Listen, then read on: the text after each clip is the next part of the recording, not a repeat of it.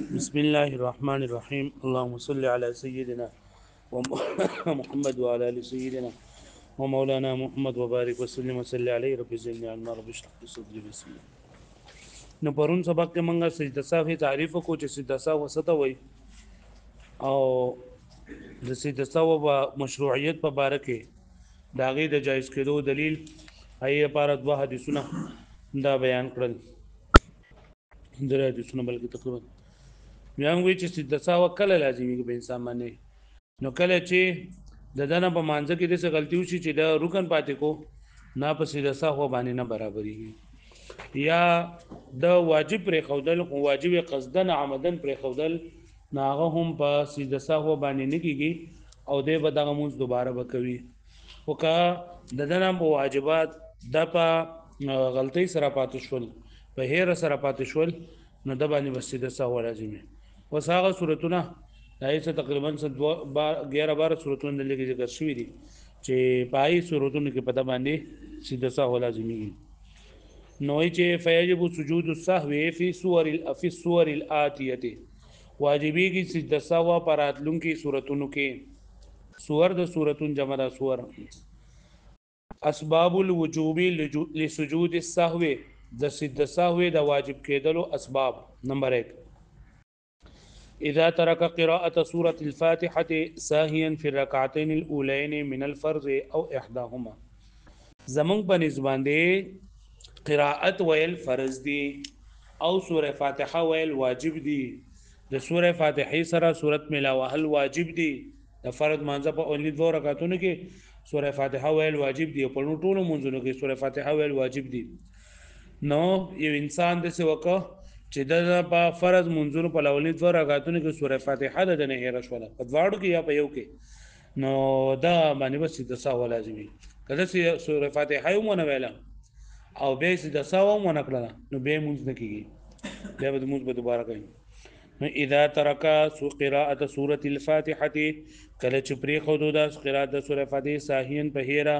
فی رکعتین الاولین پلون دو رکعاتونو من الفرض د فرض یعنی فرض په دوانو رکعاتونو کې دا قراءت پری خو د سوره فاتحه ویل پری خودل او احداهما یا په دوانو کې په یو رکعت کې پری خودل نو په د باندې بس سجده سهو لازمیږي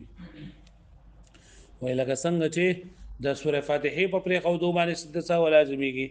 دغه شانتي یو سړی ولګېدو او سوره فاتحه خو ویلا او د سوره فاتحه سره صورت میلاو نکو نو په صورت میلاو حالو باندې به هم چې صورت سره میلاو نکو په هیر باندې نه پاتې شو نو هم بس سجده سهو بدل لازمیږي نو وکذا اذا ترک قراءه سوره الفاتحه دا رنګ چې کله د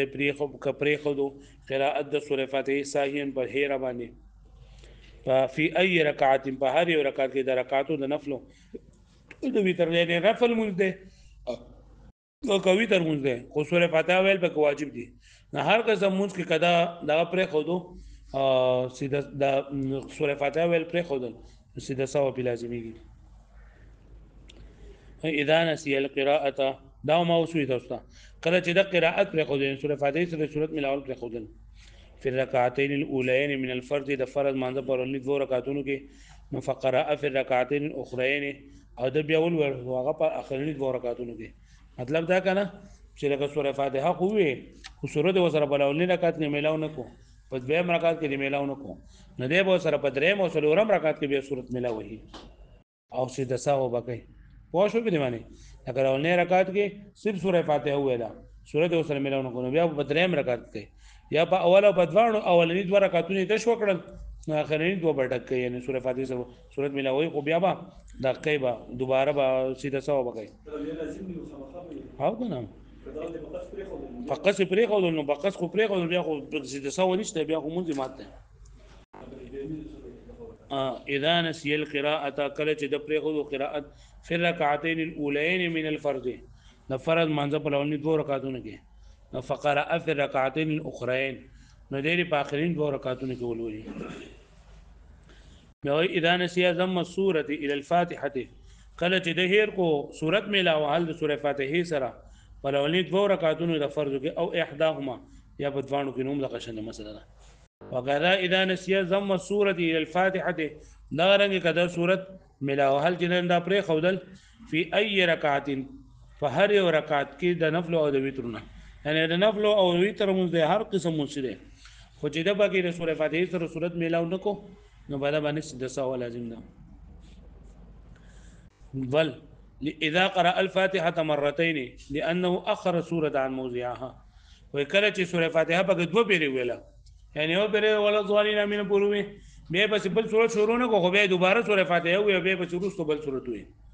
نو دا چې دوه پیری سورې فاتحه وي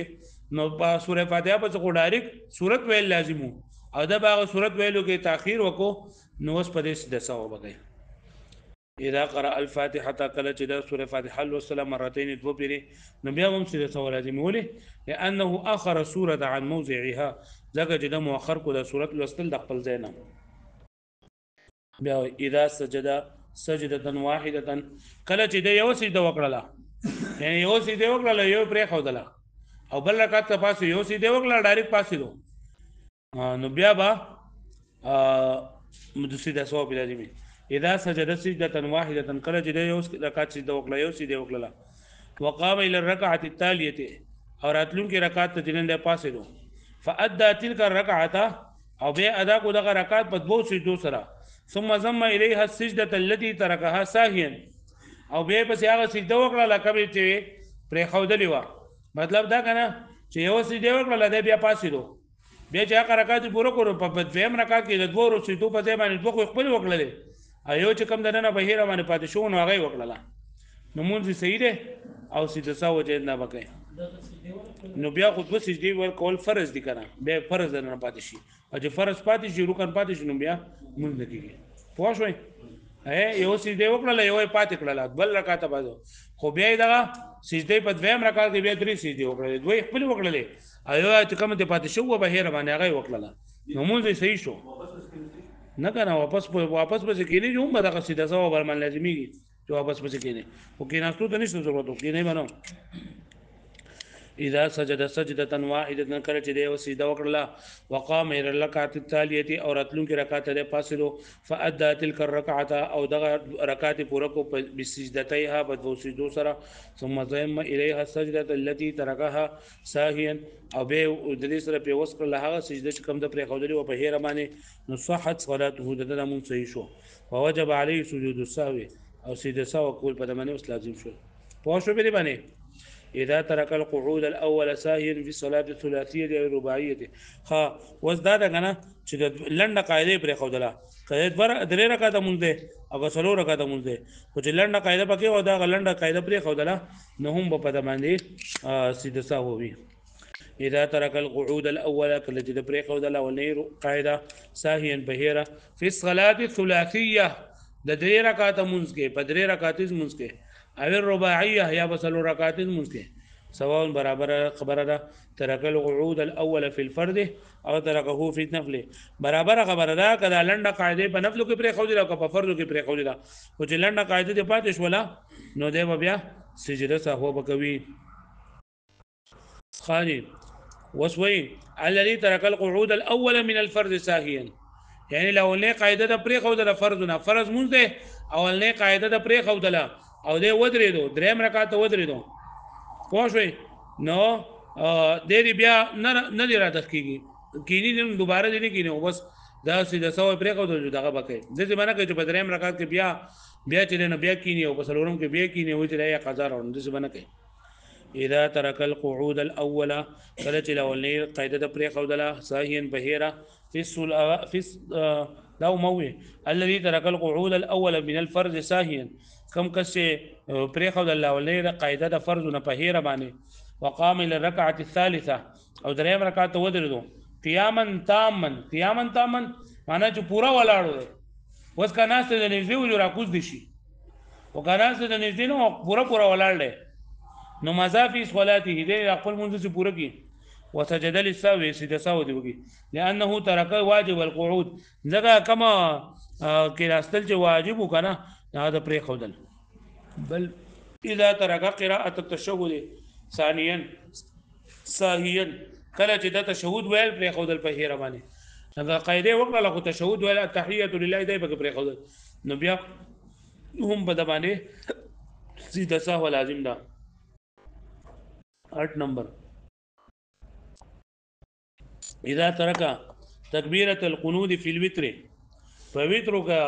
دعای قنوت لپاره تکبیر پرې خو دو یعنی دعای قنوت وي او تکبیر پرې خو دو نو په دا باندې هم دا سیده سوال ده نو دعای قنوت ویل جدا واجب دي او د دعای قنوت لپاره تکبیر کړي دا جدا واجب دي نو که دعای قنوت پرې خو دو جو هم په سیده سوال ده اگر دعای قنوت وي خو لګا هغه لپاره تکبیر پرې خو دو هم په سیده سوال ده اذا ترک تکبیرۃ القنوت فی الوتر کله چې د پرې خو د دعای قنوت لپاره تکبیر به وتر کې هم په سیده سوال لازم ده او نو نمبر اذا ترک قراءة القنوت في الوتر قبل الركوع کله چې دا دعا قنوت په وتر کې پرې خو مخکې د رکوع نه کده رکوع ورسته وي کنه هم به سیده سوال زمون په دې باندې د رکوع مخکې دعا قنوت ویلي بل اذا جهر الامام في الصلوات السريه فسري مونږ کې امام بجار سره قراءت وکړو اذا اثر الامام في الصلوات الجهريه او بجهري مونږ کې امام په پټه قراءت وکړو په سحر ماخام او مسخوتن کې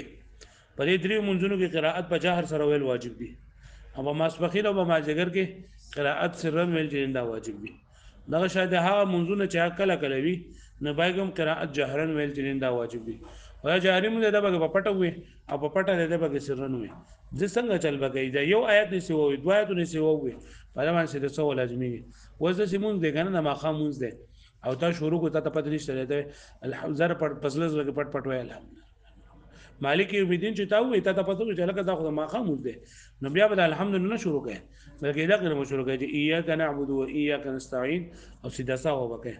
لکه بری بری پوښوي یا رسا مازیګری مونږ ده او تاسو ته بدین کې دا چې دا خو ته ما خام ده او تا شروع نه مکه ښه اذا جهر الامام في الصلوات السريه کله چې بجهر سره امام قراتو کې په سری منځونو کې